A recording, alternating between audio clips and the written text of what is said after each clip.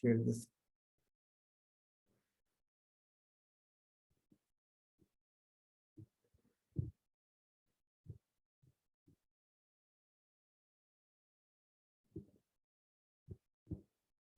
So while teaching, when I wrote, it was not so.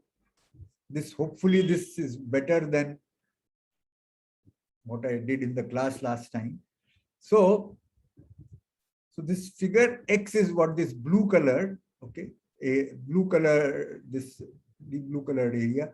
So the area or the figure is bounded by X-axis, X equal to A, X equal to B, and only on the top there is a curve Y equal to Fx, and Fx is greater than equal to 0, and it's a continuous function, etc. So we want to discuss how do we take area of this object. Okay, and so we'll read this, then I will go back to the drawing.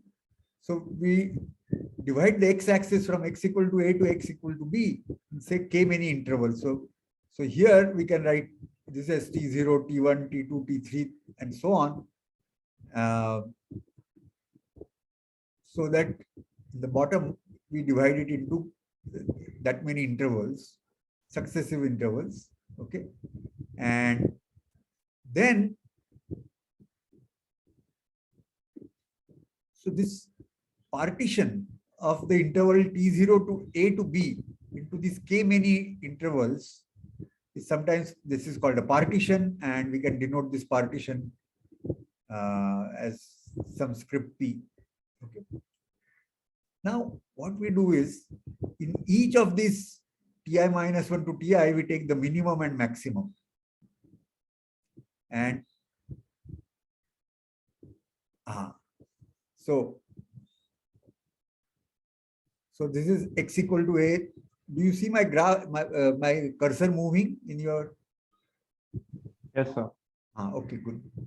So this is x equal to a, which is also we call t0. This is x equal to b, which we call tk, and then this is t1, t2, t3, dot dot dot. Okay. Then in each interval ti minus 1 to ti, we take what is the minimum, what is the maximum, and I have drawn green one below at ui, and the other, whatever color you see it there, that's the top. Okay. So in each one, we take the minimum and the maximum, and so ui is minimum of fx in this interval, vi is maximum of this interval in this interval, and then I have drawn these graphs. And now if we add all the areas below this green lines, okay,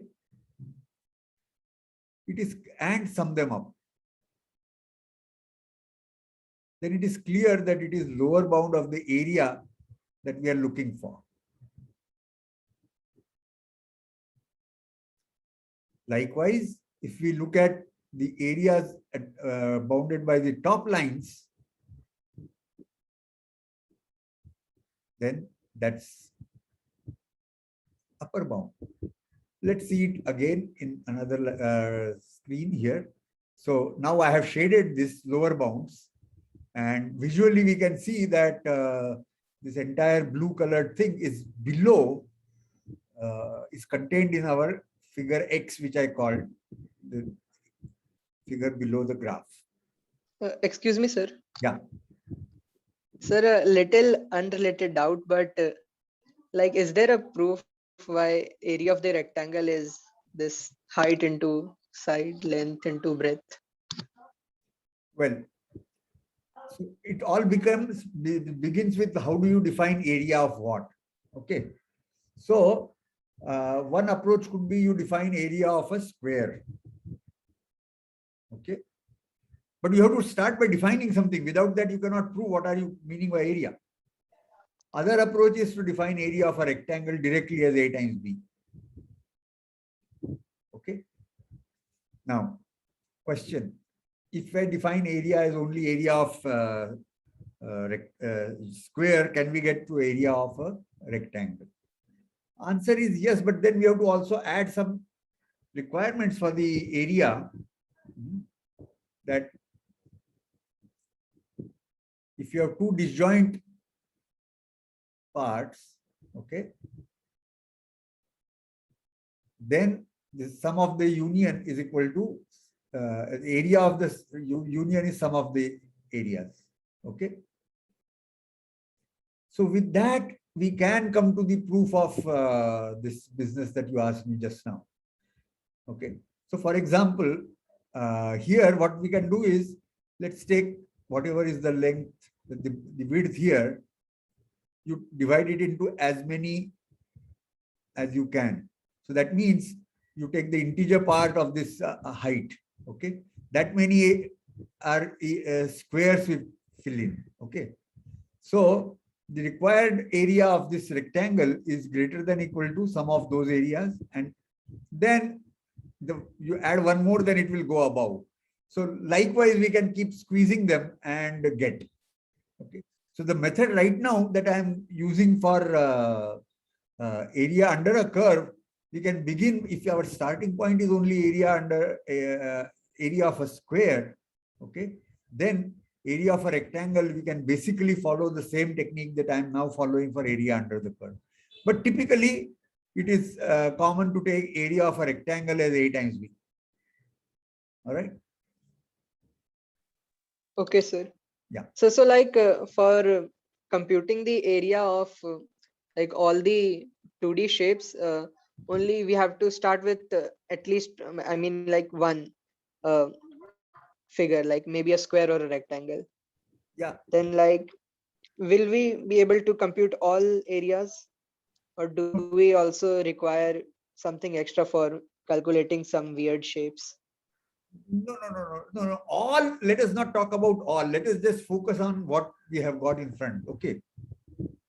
Because you may not even be able to Okay, sir. calculate the all figures, weird figures, you may not even have a notion of area there. Okay. So let's not worry about all. Okay.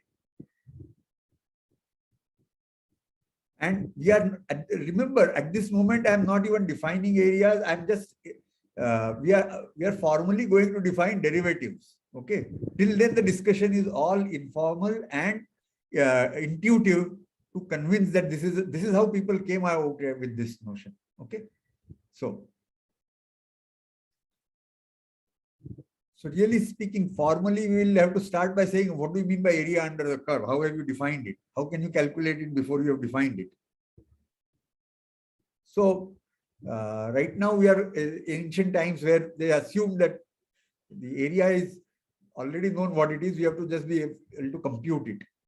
Okay. So whatever is the area under the curve, we have found a lower bound, and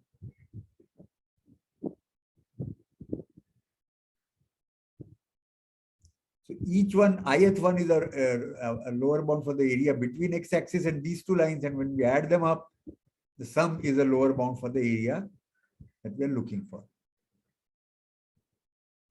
Likewise, here I have taken the upper bounds and drawn again rectangles. And once again, if you take ti minus 1 ti, then this part will be the upper bound. We sum over all of them, then total will be an upper bound for our area x. Okay. So now we can introduce some notation. So by adding up, we'll get that lower bound for the area of the figure x, and this is LFP. L for lower bound, F is the function, and P is the partition. And likewise, UFP is the upper bound. Okay. So very naturally, we have come up with the, now let us take a jump. Let us take LF as the supremum over all such partitions, and UF to be infimum against all such partitions. Okay. And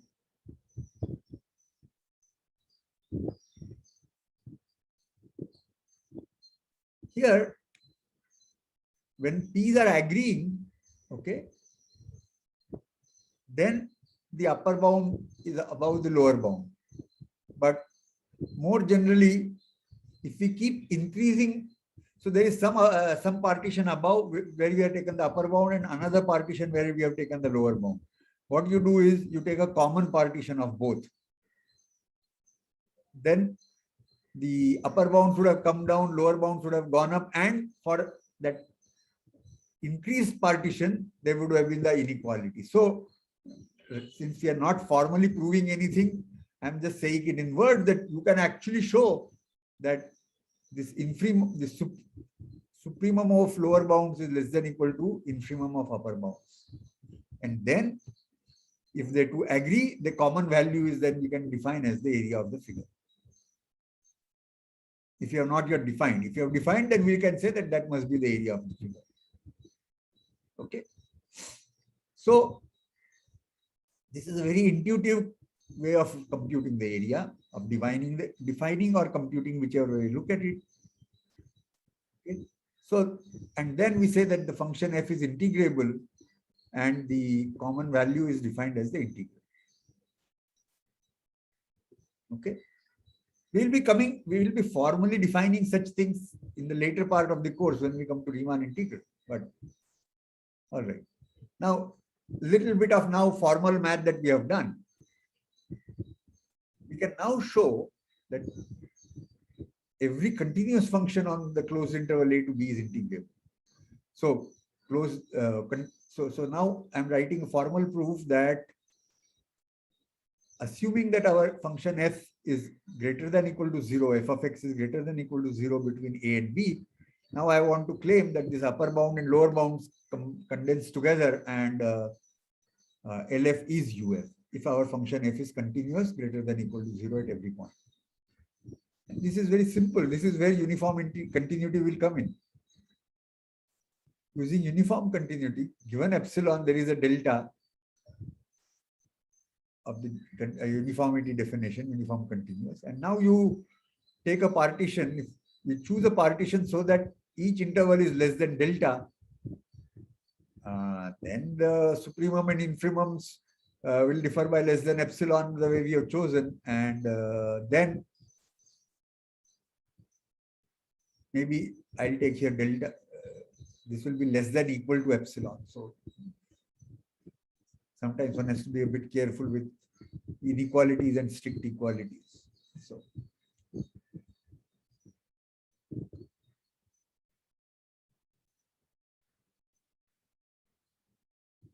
I would have said given epsilon, choose a delta so that y minus x less than delta implies fi minus fx is less than epsilon by 2. And then this will be correct. Okay.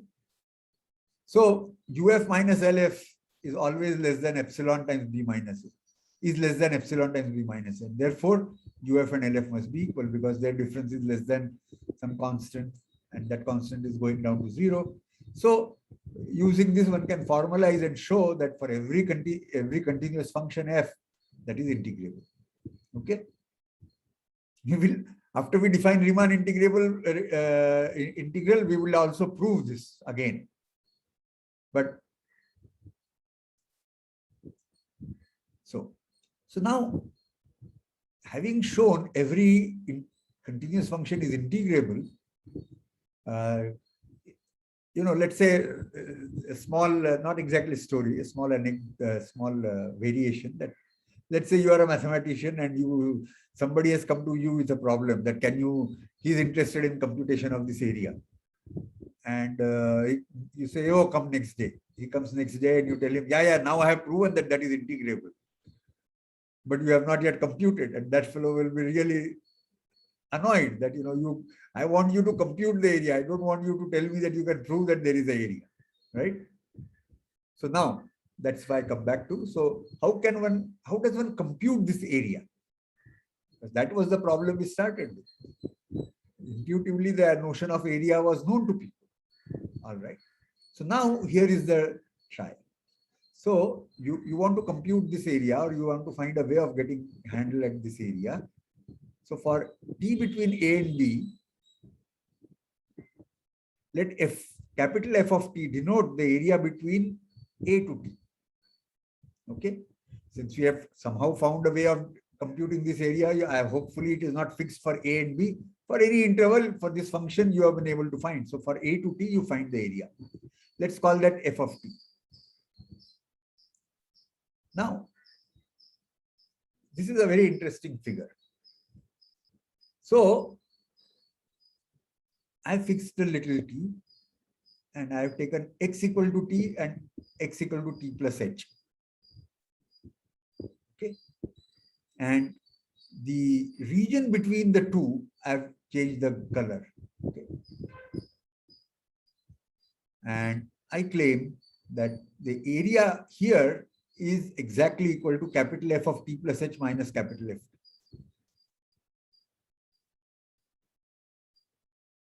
Why? Because capital FT is the area below capital T, below T, and FT plus H is the area below T plus H. So when you take the difference, it is the area in between. This is intuitive. So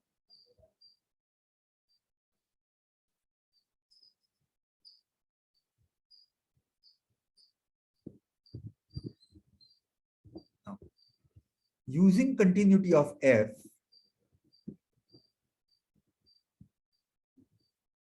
little f. See, what is this area? This area is, we know it is this length of x-axis, on the x-axis, the width is little h. Okay. So what is this whole area? It is between area lower bound and area upper bound. So height is that. So therefore, the area, if this area you divide by h, it is going to be some number between the minimum and the maximum here. And continuity, we have already seen that minimum and maximum should be coming close to each other.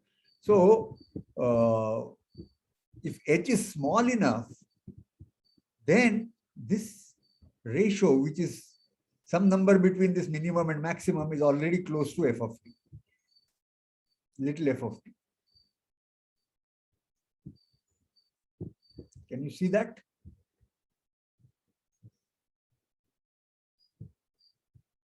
Any question about this?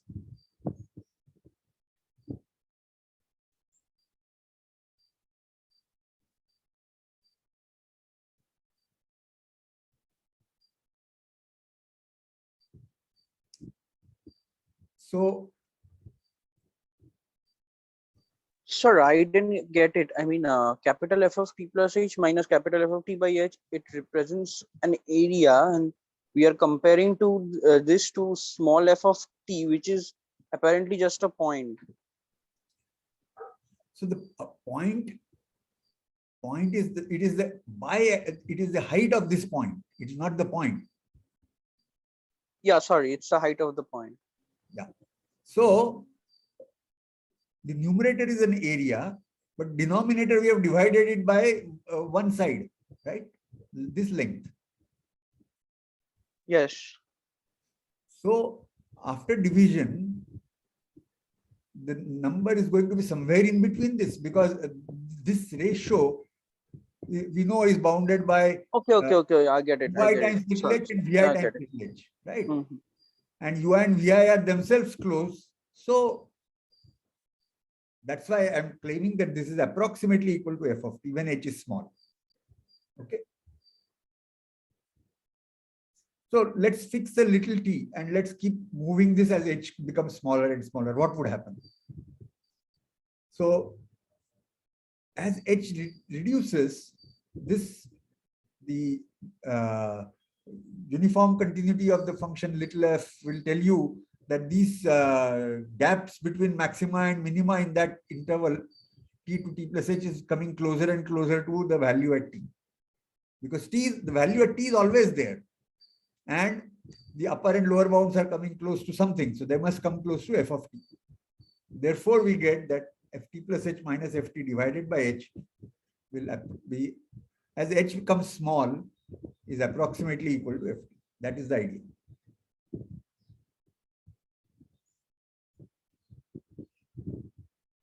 Sir, can you take page 10 just for a second?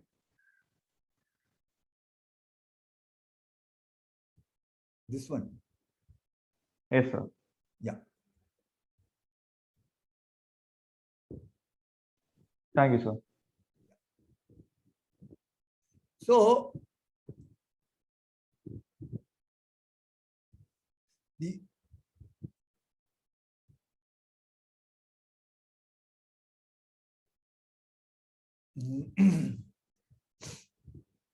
since here our starting point is the function f, we are trying to relate the area up to t with this function f, little f.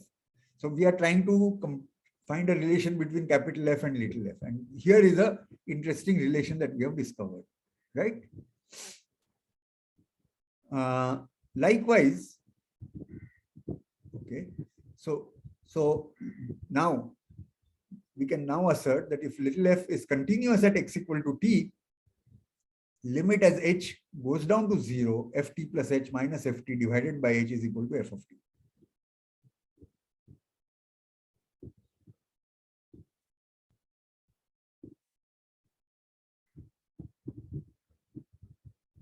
And how small the h should be, we can get using the uniform continuity or just using the continuity of the function little f at the point x equal to t. From there, we can get how small the h should be to be able to achieve this number ratio. To be so that this limit exists within epsilon of this little ft. Okay.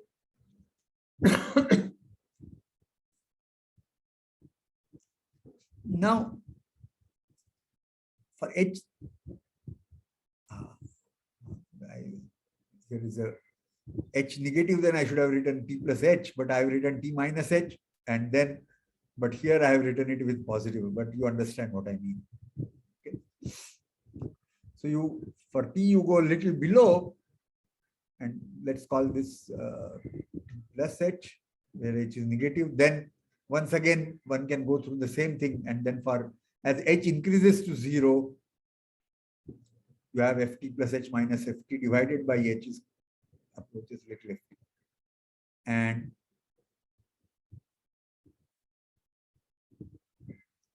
so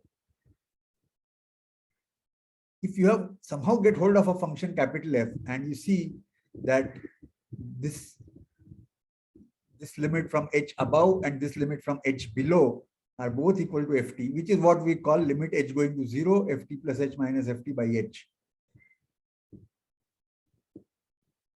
And as I had explained yesterday, our convention is that in the notion for, in our notation for limit h going to 0, we don't include the point h equal to 0.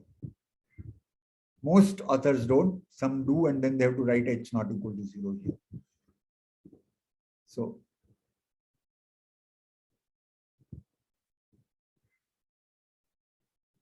and we'll soon come to this, that this is what we are going to define this as a derivative. So we not only, without even defining derivatives, we have come to notion of integral and connecting derivative with the integral.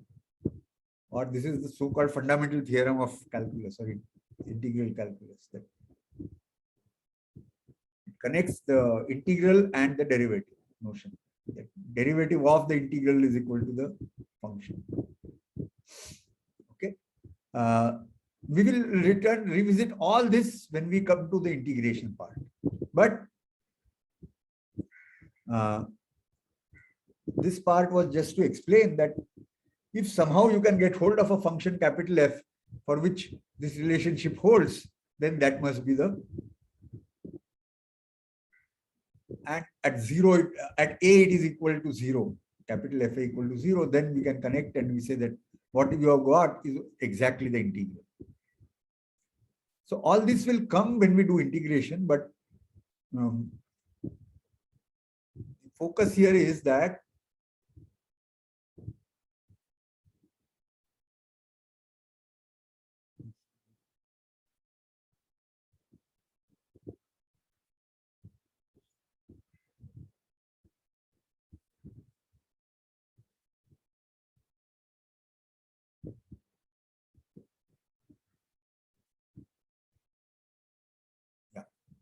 So the part in the highlighted here by this oval shaped area. So this is an interesting concept for our notion of area. Okay. Now,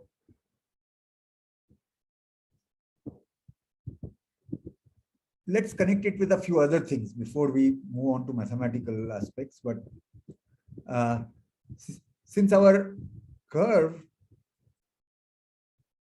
is above x-axis, as t increases, our capital F of t keeps increasing, because if we add more things here, then the area will only go up.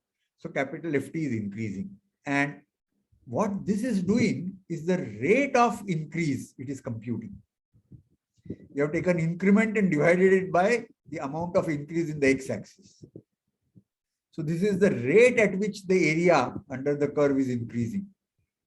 And so if capital Ft is the area of the curve up to capital T, then the rate at which it is increasing at T is this little ft. Okay. And this notion, rate of increase, had arisen in mathematics in it arises in various contexts. So when Newton saw an apple falling, obvious question was, how does it fall? Is it at some uniform rate that it comes down? The distance between the apple and the earth at any given time, is it constant? They saw it is not constant. The higher you go, it falls faster and faster towards the end. So it is a okay. So then how does it increase? And so then the next thing they thought was to see if the rate of increase of the is constant, and they found that yes, it is. Okay. And that is what in physics came to be known as acceleration. So it's some maths students believe that all abstract math is arisen only because some mathematician thought of it without any consideration. He thought it's an interesting object and he introduced the notion, that's not true. In fact, I can even assert that, most of the mathematical notions, at least which were introduced, let's say 100 years ago, 100 and beyond 100 years ago, certainly their starting point was some interesting problem. It's later that some things got introduced just suo moto or just for the heck of it. And some of them found a application or its usage later. Okay, but nonetheless, so this notion of acceleration, because you start a car or you start a train, you don't want to take forever time to reach. So they say, no, accelerate. That means you go faster. After you reach appropriate level, then you can stop your acceleration, right? So this rate of change or acceleration was an important thing in physics too.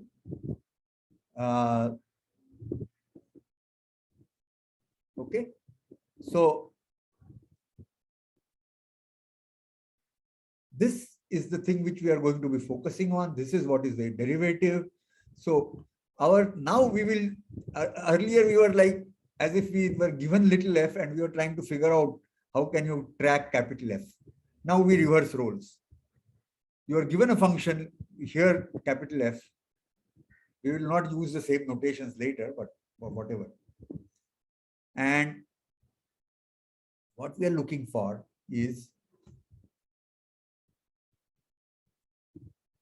this rate of increase of if f is f increasing at a fixed rate, or is the rate actually well defined and thus and that. Okay.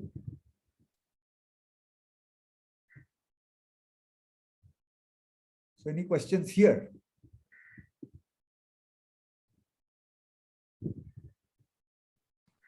So I didn't get how capital Ft plus h minus capital Ft over h will equal to small ft. Limit. So the above two relations together is same as this relation. And the other two we had discussed at length earlier. We had come up with intuitively that if you come from above and you take this limit, it will be little ft, because area of this colored rectangle divide by this side, it is something in between the maximum and minimum, and if you keep reducing, that will come close to value at t. So it is when like h tends to 0, not for some like h positive quantity, like we take h positive quantity. See, you must comes the notion of limit is as h comes close to 0, right? Yes. Yeah. So here also it is limit as h goes to 0. I'm not saying that this is equal to little ft. I'm saying limit as h going to 0 of this object is equal to little ft. No, sir. In the previous slide, you said that it is equal to small ft without using the notion of limit. Why here it is here? Limit h going increasing to No, 0. sir. More like previous slide. One more. I Yeah. will approximately equal to. And for small h,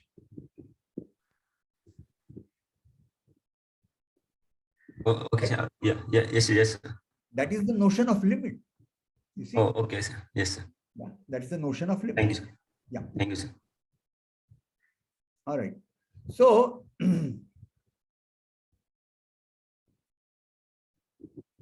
so this leads to that the people who are doing various different things came up across this notion that if you have a function, is it increasing at a, can we talk about at the rate at which it is increasing, decreasing, whatever?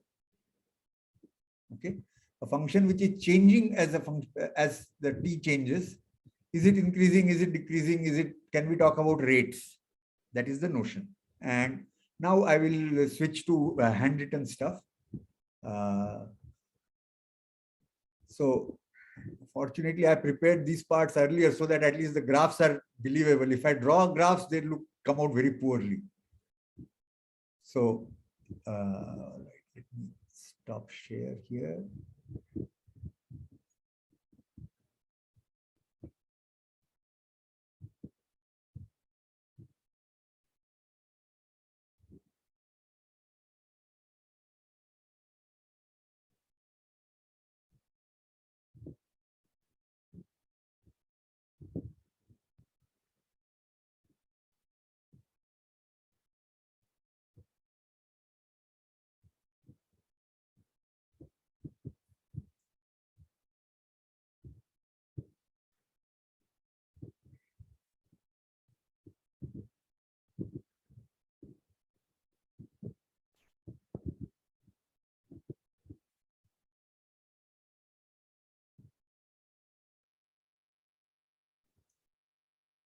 Yeah.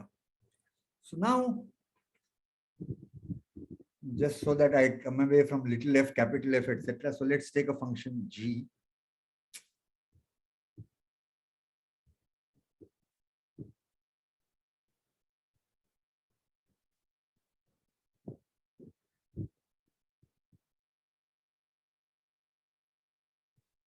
And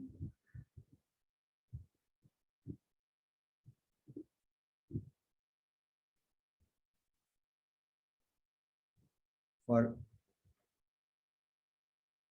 we fix a point x and then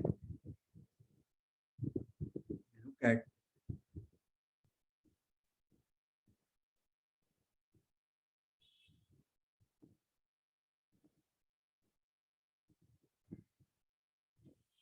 this ratio, and of course x plus h should also be in. Our function is only defined for points on a to b. So this f x plus h, if you write, then x plus h should be in that interval. All right. So for x in h, here we look at the increase between x to x plus h and divide by h. Okay. So it may not be increase, it could be decrease also. F could also. Why is f?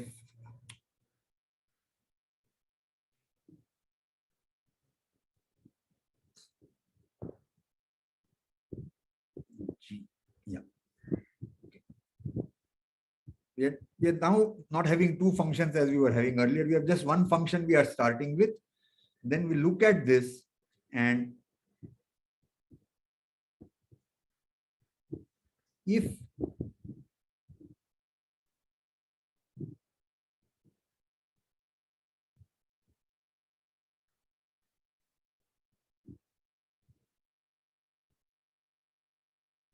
and say equal some number alpha, then we will say that then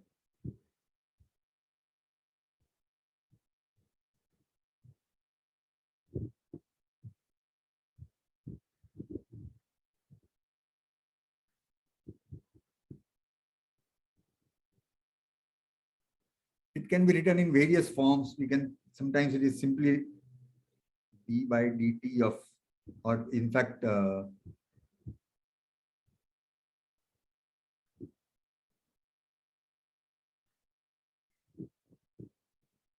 but you use the same x for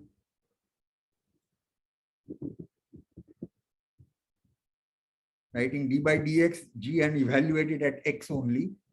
But if you want to be even more precise, we can say derivative of g at t equal to x is alpha. Okay. So notationally, these things can differ from place to place, but the meaning is very clear that we have fixed a point x. We are looking at the exactly what we were looking for in the integration discussion earlier. We look at the change between x plus h and x, g of x plus h and g of x divided by h. And as h becomes small, as limit as h goes to 0, if this limit exists, then we say that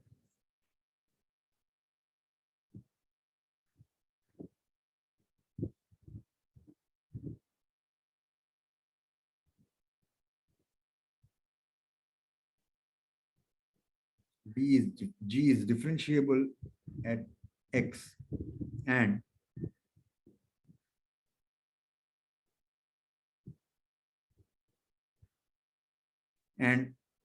there is yet another notation which is just g dash.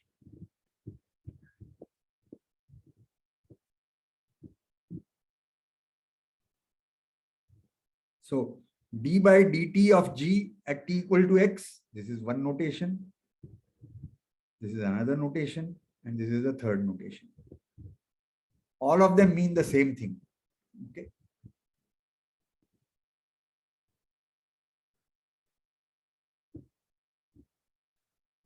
Now I forget which notion, I mean, which notation was introduced by whom.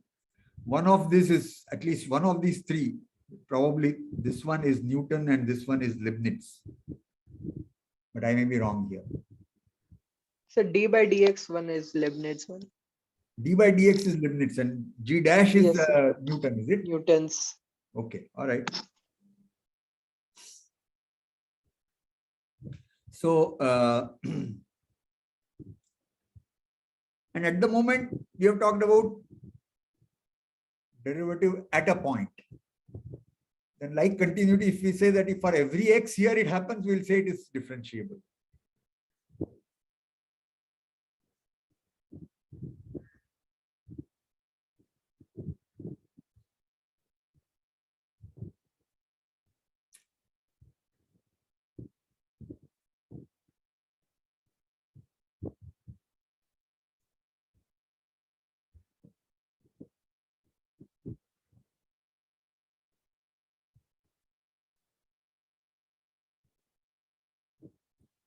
Then it is differentiable on the interval.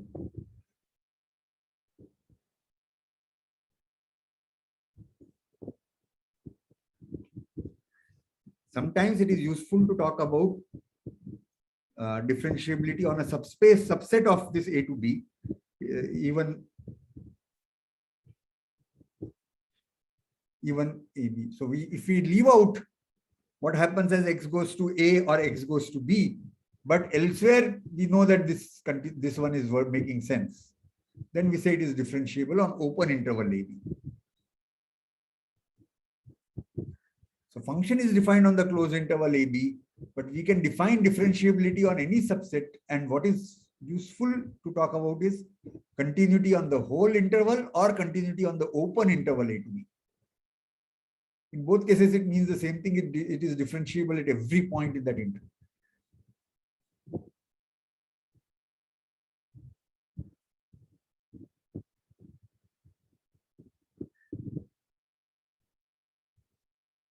And we can come up with examples of a Sir, continuous- so so the differentiability of the function at endpoints is same as the continuity at the endpoints. I mean, the right continuous and. Oh yeah, in that sense, yes. Okay, okay. In the definition sense, if differentiability at capital A will mean only right differentiable, because left the function is not even defined. So no question is it differentiable or not. Okay. Okay, okay. So, So if just that one-sided limit exists, then we say that it is differentiable. yeah. So let me point you asked. So let me stress it here that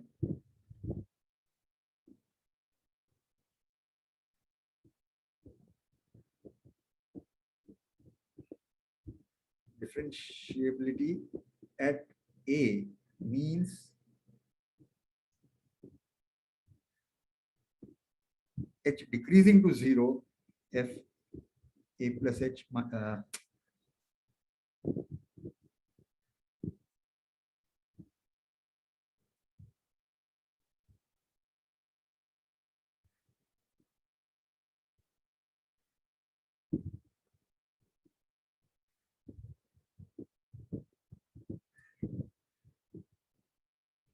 and differentiability at B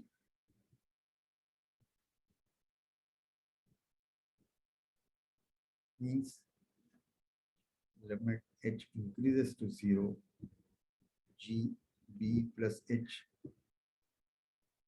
minus g of b by h exists. Okay, because let's go back to our definition.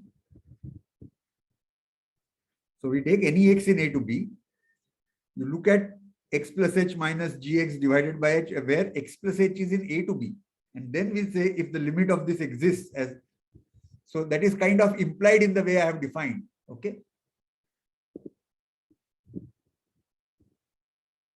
but specifically at it, if it is in open interval, then for sufficiently small little h, a plus h and a minus, the a plus h will be in that, x plus h will be in the interval, whether h is positive or negative, doesn't matter. So for all points inside the open interval, it is both side limits, and for the endpoints, it is one side limit. Yeah.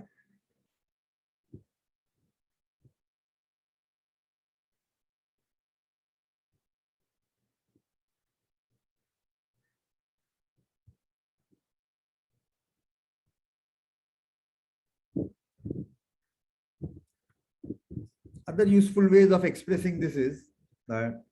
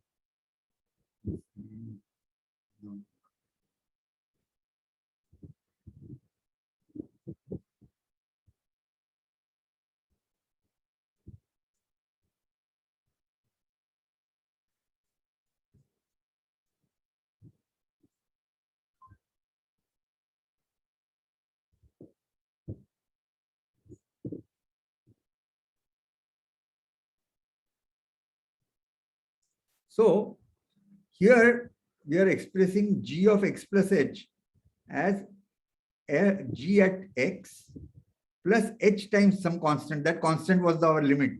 Okay. And then the remaining part, you write it as a h is anyway not zero. So anything you divide by h and call uxh, the remaining part. Okay. And then we are saying that uxh is going to zero as h goes to zero. And by looking at it, it looks very different. But what is this? What is uxh? This whole object itself is uxh. That's it.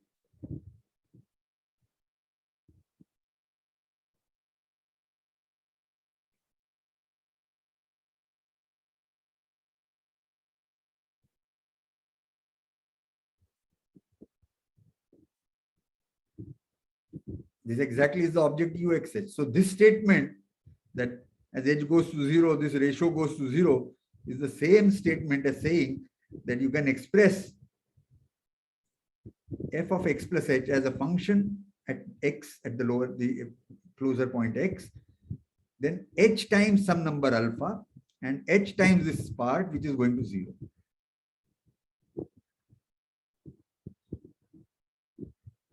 Okay. And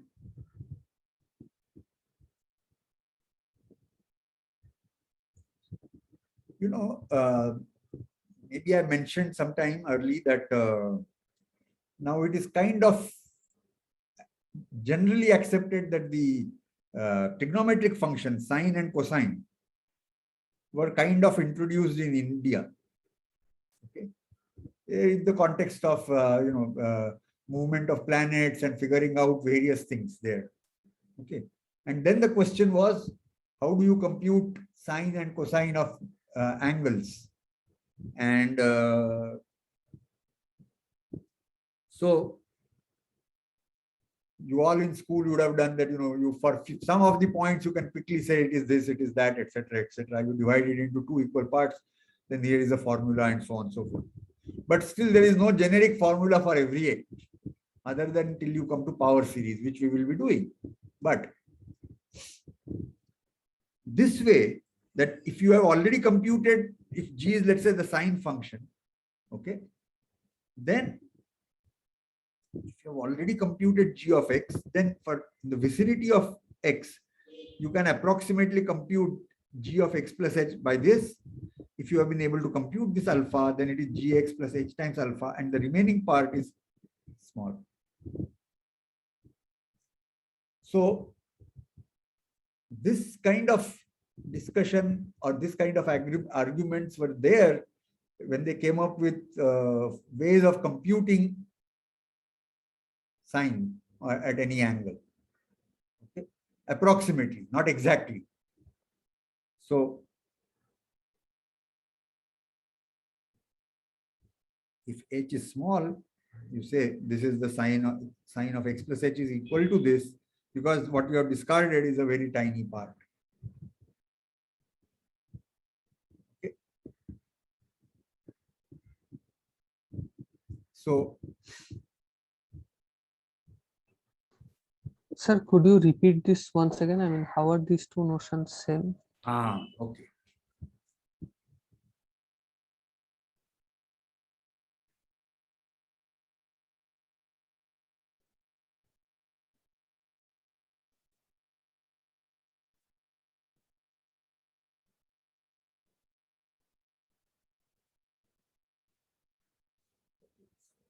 Yeah, the limit is alpha, so uxh will be this minus alpha.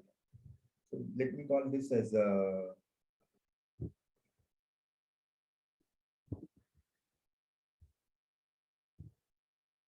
vxh, and then what happens? Gx plus h minus gx is equal to h times vxh. Now you take gx on the other side, so this one will tell you that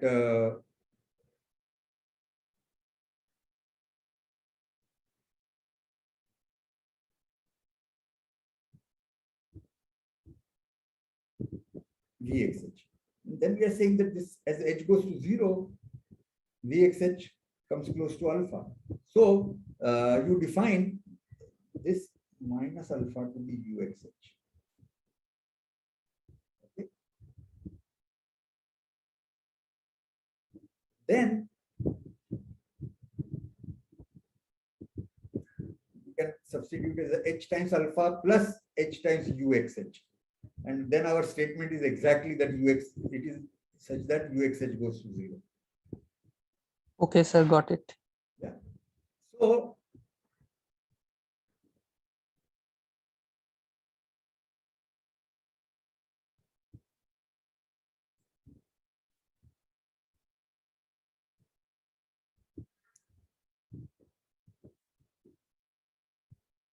So the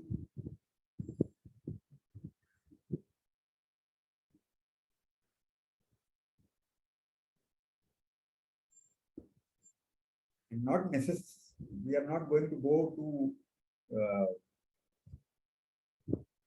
functions on R2 or a higher dimension, but then see just some comments that historically this is how the thing started, but then this requires h to be a real number. You are dividing by h.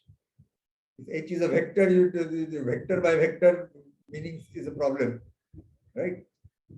So if you had a function of two variables, okay, then historically they said, okay, if the first component if h is only in the so a1 plus h comma a2, and then a2 plus h comma a1 comma a2 plus h. That way you change one variable, you change other variable.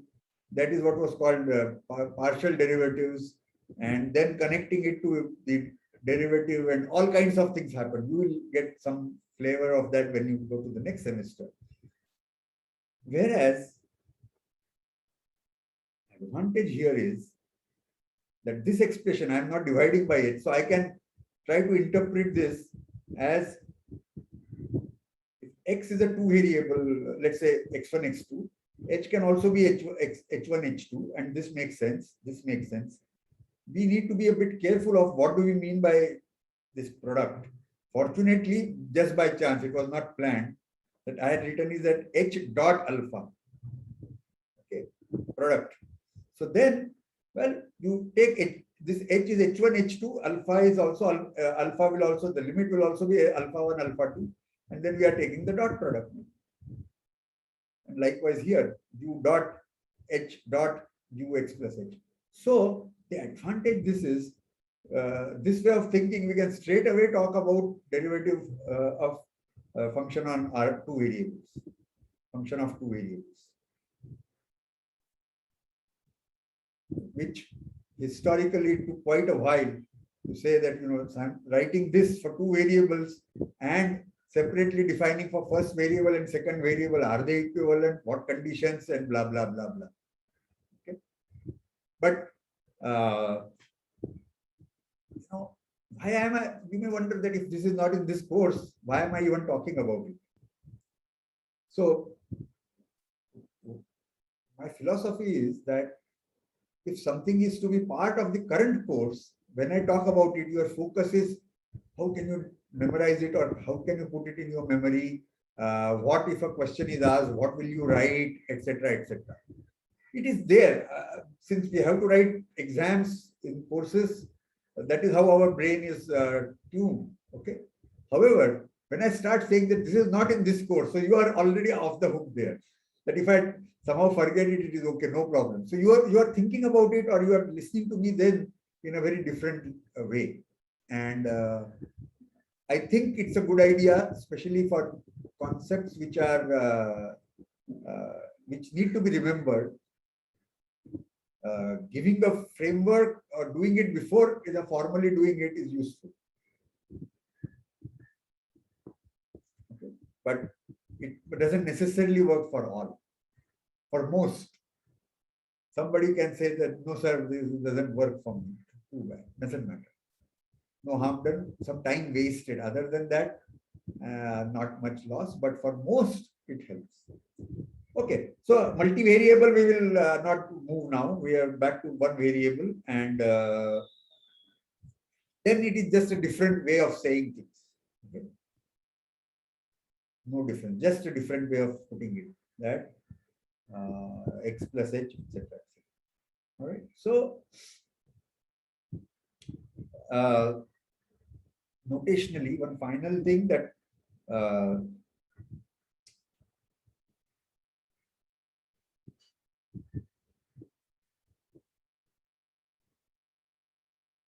if it is differentiable for every x, now we introduce a notation, and let me introduce g dash as the notation. So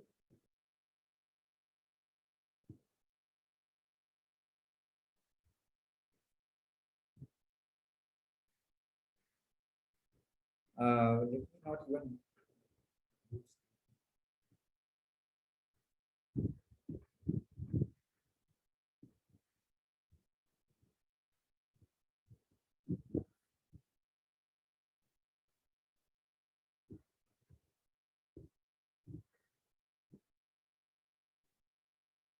Somebody can ask, why only an interval? Why can't we talk about other things?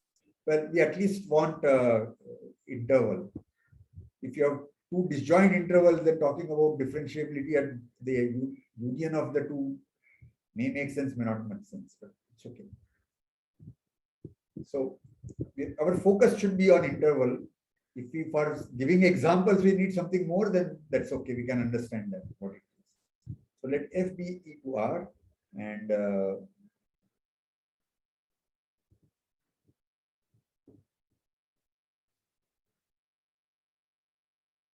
if f is differentiable for x belonging to E0 contained in E, then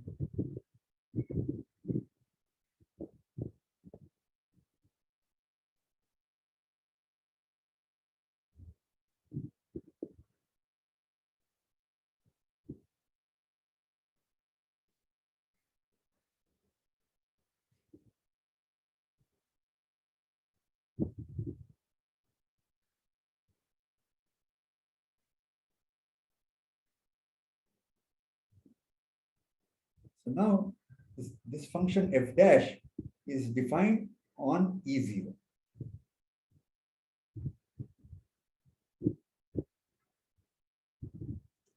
And the main reason for introducing E0 is that if E is closed interval, closed at both ends, or it is semi-open, semi-closed, so it is A to B open at A, closed at B, we may still be interested in looking at only the interval A to B. That's all. Open interval A to B. So f may be defined on the closed interval, but f dash can be defined only on the open interval, which is inside there.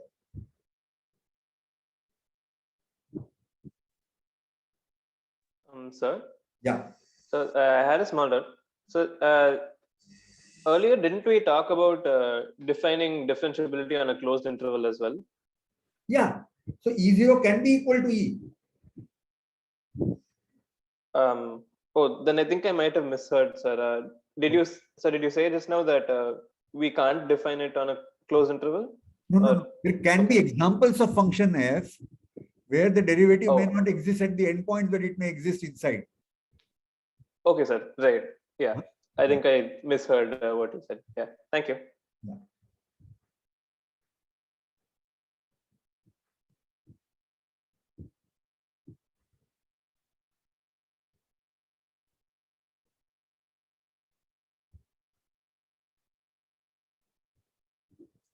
So,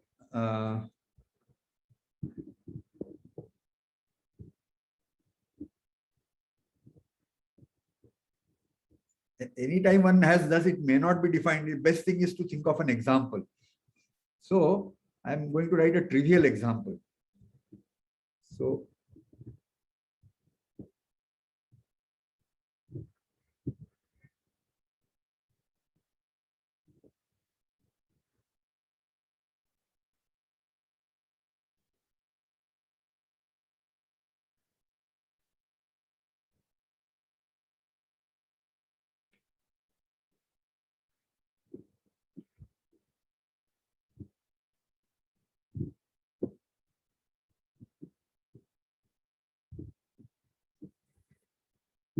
this is not a continuous function. So this is trivially, this is not going to work right. Sir, maybe we can look at 1 by x on the same interval. Yeah, sir. I actually thought you would use that. No, but 1 by x is also not continuous, you see, at x equal to 0. So Oh, sir, it has to be all right. continuous at the yeah. endpoints, but not differentiable at the Yeah. endpoints. So that is the interesting part. If it is not continuous, obviously it is not going to be differentiable, right? Yeah, exactly. Okay, so here, but that starts with our first thing which I should have said. Okay, So I don't understand what you mean by 1 by x is not continuous at the endpoints. It's not defined at 0. yeah, wait. So Yeah, so that then of course it's not, even if you define it for any arbitrary value, like let's say you you can't define define it it in to a take way any to value. make it continuous. Let's, instead of saying it is not continuous, we can say that you cannot extend it at 0 in a way that it can be continuous. Yeah. Okay, okay. So first, good you pointed out that I missed saying that should have been obvious, that suppose we start with some function g, we have not said anything about is it continuous or not. Okay. If it is differentiable at x, then it is trivially continuous at x. And that will come out from this way of writing it. That what happens to this as h goes to 0, then gxh will converge to gx, because this is going to 0, this is going to 0. You can see it in any different way, but so necessary condition for a function to be differentiable at a point is that it should be continuous at that point. Right? It's not sufficient. We'll need to give an example.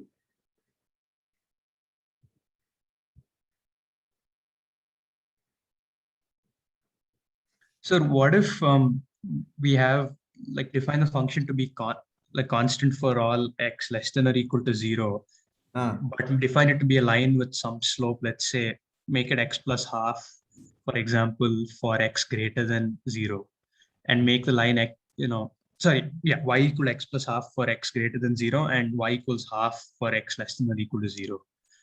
So on the interval, 0, 1, it will be continuous at 0 as well, but it can't be differentiable there. Well, now the problem is that our function is defined on a bigger interval, right?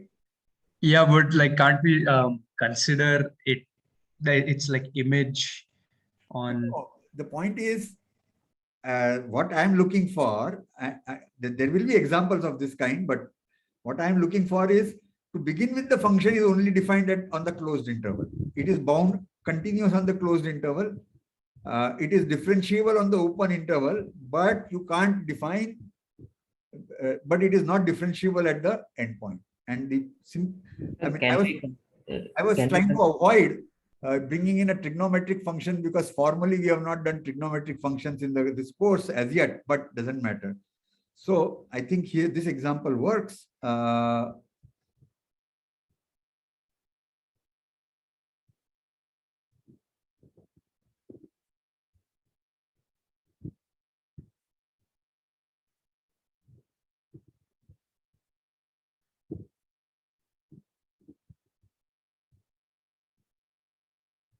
At 0, you define it to be 0.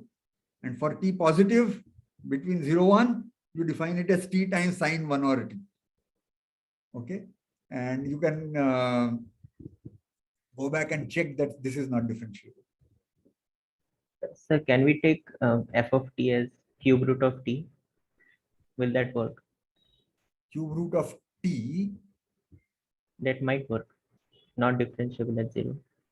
Cube root of t will get, yes, wait. Yeah, true. Or t to the power of n, where n is less than 1 in general, right?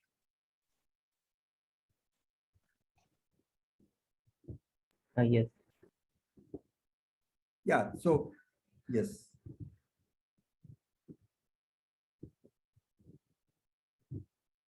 Actually, that sort of has the same issue as sorry, I think only the cube root thing will work. Sorry, like where n is or where n is positive, like t to the power of n where n is positive, yeah, and less than 1.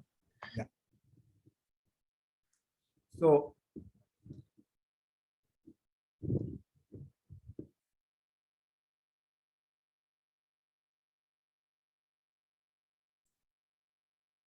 So the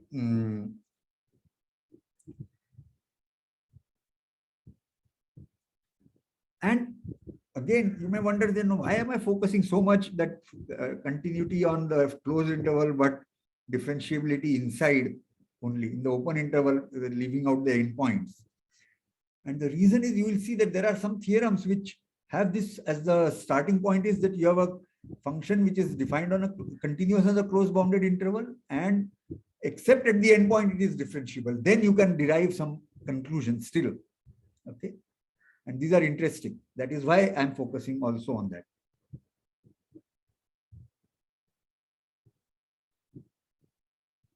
And in all kinds of places, this t times sine 1 over t at t positive and 0 at t equal to 0. This example is also extremely useful. One example which gives counter examples for various other things, that unless you assume this, things go wrong. We'll see over time.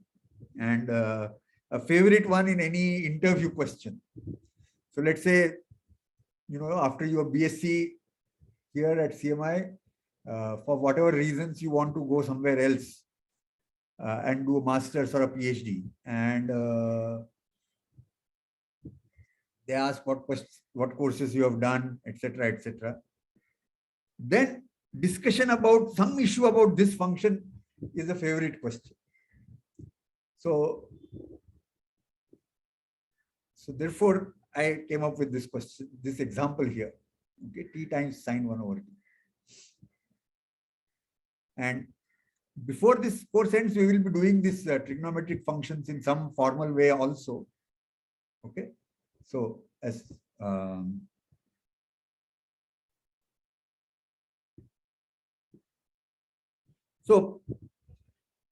as such, today's time we have not really done much, but we have defined differentiability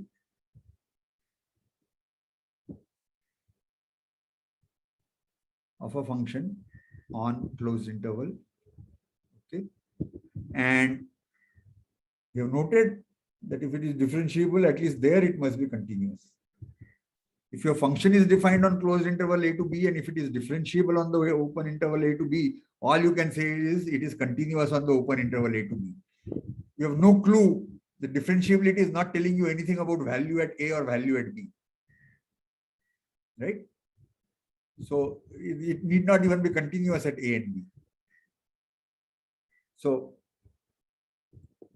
differentiability, we have said it's necessary for it to be differentiable at a point. It is necessary that it should be continuous at that point, and then we can talk about differentiability at that point.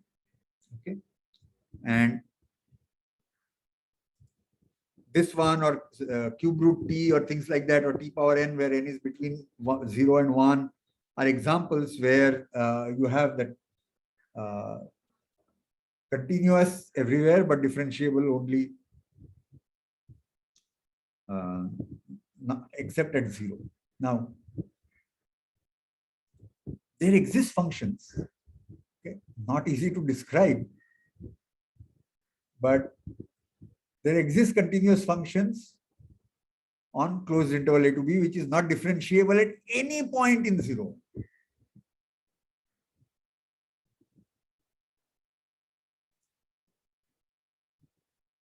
So could you repeat? So there exist functions on unit interval, continuous on the entire unit interval, closed interval, unit interval, closed unit interval, but it is not differentiable anywhere. At every point, differentiability fails. Yes, sir, like Weierstrass function. I mean, that one is an example. Yeah, but in fact, in probability theory, most of the time I am working with functions, most of them are not differentiable at any point. So some of you would have heard this phrase called Brownian motion. And Brownian motion with probability 1 gives you a set of functions which are not differentiable anywhere. But so, is there a specific function called Weierstrass function? I know the function, I suppose, but I may not remember what exactly is Weierstrass function. So whoever used this phrase, can you describe what is the Weierstrass function? Yes, sir. It's a particular function which was found. It is described by some formula. I don't remember it exactly. Okay. All right. All right. Sir, Yeah. like it, okay, Avinash already mentioned it, but Yeah. no, I wanted to say that like I think the Weierstrass function was like constructed with the like from the idea of Fourier series. He wanted to add up infinitely many continuous functions to eventually get something that was neither like infinitely many differentiable functions to ultimately get a function which is not differentiable anywhere but still continuous. Yeah. Like True. I And- think it's similar to the concept of fractals. Like how no matter how much you zoom in, it's always that sharp edges. Sorry, pointed Yes, vertex. Weierstrass function vertex. is a fractal. It is an example of a fractal. Yeah. So the statement on Brownian motion is that with probability 1, the Brownian motion is not differentiable at any point.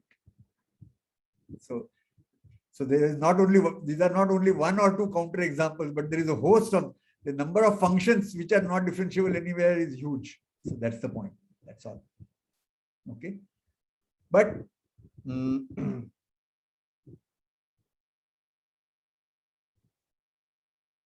sir, is the Brownian motion some like can you consider it to be some kind of infinite like countable like uncountable family of like functions or something like that, which get realized with some probability at every time you yeah, quote so unquote run the experiment? yeah. It's something like that only. Yeah. So not only one counter example, pretty much like uncountably many.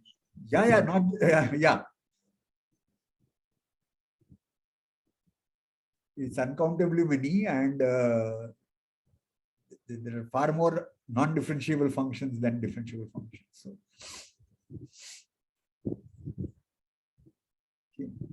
So Brownian motion itself is a fascinating theme, but of course that has to wait. Even those who want to study it, they have to wait for some time before you can get to that. But I think in a sense we could have started by defining differentiability of a function and started proving theorems about it. But I have a luxury because I put 3 lectures. I can go sufficiently slow, and yet people say, "Oh, you have already come to differentiability. It is very fast," as compared to some other years in the teaching.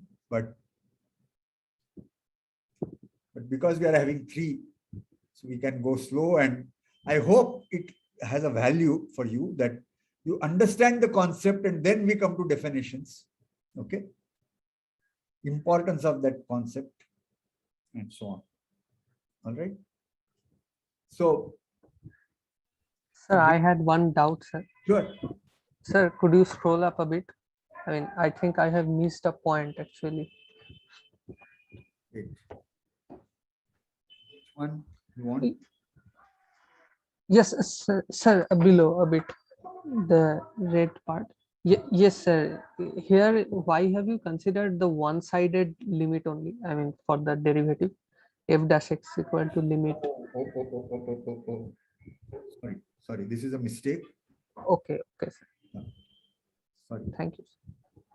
I think because I had in mind to talk about endpoints, so my brain is given my medical issue during the summer. I say one thing, but it writes out something different. So sorry. Yeah.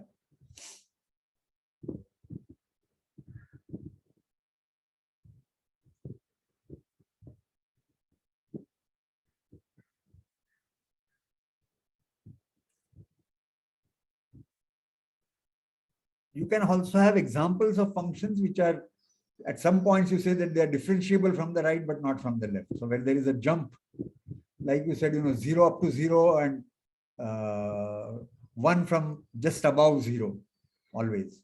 So then at 0 it is not differentiable, but from the left it is, from both ways it is differentiable and the value agrees with from the left. So things like that are also there. But best is to start thinking on talking about functions which are differentiable, at least on the open interval inside the closed interval, and then move on. Okay. So let me stop the recording. I am still there, so we can. Any questions I can still answer, but. Sir, actually the functions we are thinking of, I mean, in a closed bounded interval, when we consider them to be continuous and only at the end points they are not differentiable, and we do not want to extend the definition to any other region of R, those actually are quite tough to draw by hand, right? I mean, Yeah. T sine 1 over T is a prototype of that kind. Yes, so that's what I was thinking. Yeah.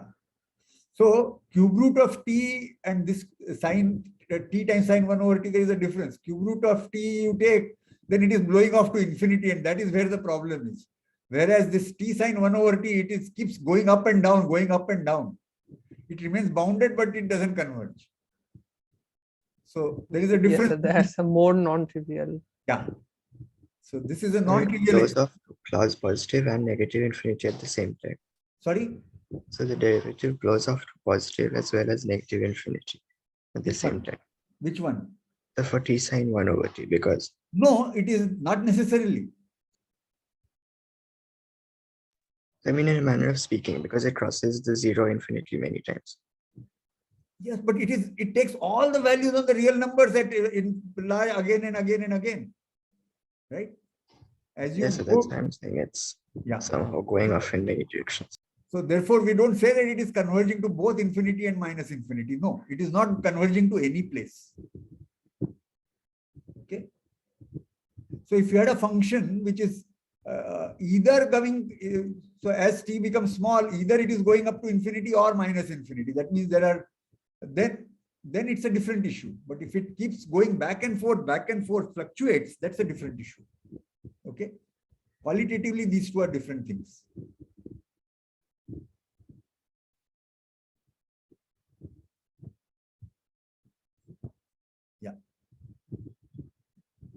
Sir, I actually had a question on proofreading convention in general.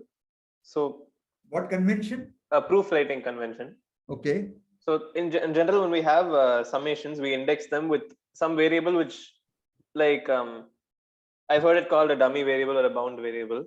Like this variable isn't really used anywhere else, and it's So, what is the convention for reusing these? Like, because is the convention that they are only defined in context of the summation, and so if I want to use the same variable again later, can I just keep reusing it at will, or do I need to be careful? No, you can technically reuse it again, not an issue. Okay, but but let me share something. So after my PhD, I went to US and was working with very senior probabilist called G. Kalyanpur. He had been the director of of ISI when I was a master's student, and later I was working with him. And I was, when I try to write a proof, I will go all over in choosing, notation. Okay, so I can say instead of saying X and Y be something, I will say let X and alpha or things like that. Okay.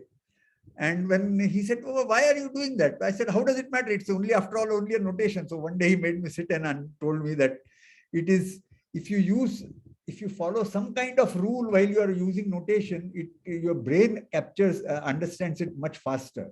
But if all over you give, anywhere you use X, somewhere you use alpha, next time you use I, J, and so on. IJ, it's only a convention that we try to use it only as integer. Nowhere it is written that it is only as integer, right? But he said that at least when you are writing, let's say you are writing one paper, so like 300 pages, that in that 300 pages, you should have some convention and you stick that. Right, that makes sense, sir. Yeah. So it is easy on the brain when somebody is trying to read it to comprehend what you are writing. So Right. it's not for anything else, at least for me to read, do this. And I said, okay. Okay, sir. Right. Yeah. Actually, it was for a similar reason that I was asking also, because instead of using I, J, K, L, M, N, and so on for indexing, if I could just use I throughout the entire thing without having to worry about like overlaps and misunderstandings, that would be nice. Is what I thought. So I would say that if it is still the indexing is always in integers or positive integers and so on, wherever you are using, then you can still reuse it. But the problem would be if one summation is over integers, next time you are summing over doublets. So that is two-dimensional vectors with each component being an integer. Okay, and if you use I also for that, right, that really confuses. So right. twice doesn't confuse, but technically, well, first I usage is over. Now I am somewhere else. So what if I have to pick a pair? I use the same. Okay. That is what confuses the brain. Okay. Okay, sir. Yeah, that makes sense. Thank you, sir. Yeah.